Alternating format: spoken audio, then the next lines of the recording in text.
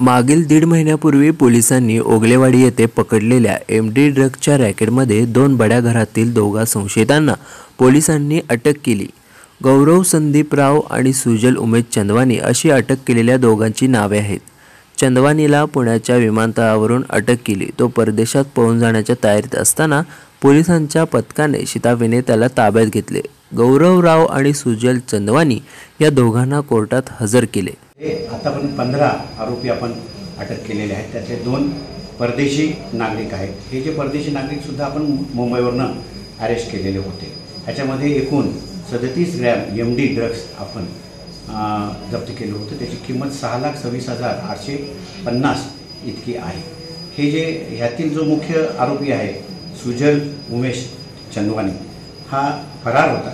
ह्याचा आम्ही मागोवा घेतला गुप्त बातमीदारामार्फत आणि तो पुणे एअरपोर्ट या ठिकाणी असल्याचं आम्हाला समजलं होतं। त्याप्रमाणे आम्ही त्याला सापळा रचला आणि त्याला आम्ही ताब्यात घेतलेला आहे। त्याची एक 4 दिवसाची PC आपल्याला आज प्राप्त झालेली आहे। सर्व नागरिकांना एक विनंती आहे आणि आव्हानसुद्धा आहे की कराडसारख्या शहरामध्ये जिथं बरेचसे विद्यार्थी हे बाहेर भागातून ग्रामीण भागातून या ठिकाणी शिक्षण घेण्यासाठी येतात, स्पर्धा परीक्षेसाठी येतात, उच्च शिक्षण घेण्यासाठी येतात। अशा विद्यार्थ्यांना ह्या एमडी ड्रग्सची जर नाद लागला तर त्यांचं पूर्ण करिअर हे उद्ध्वस्त होतं। आत्तापर्यंत 15 आरोपी हे अटक केलेले आहेत। ह्या गुन्ह्यामध्ये आणखी बरेचसे आरोपी असण्याची शक्यता आहे।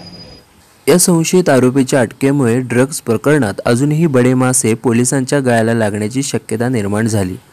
द बेस्टिंग टीम, कराड।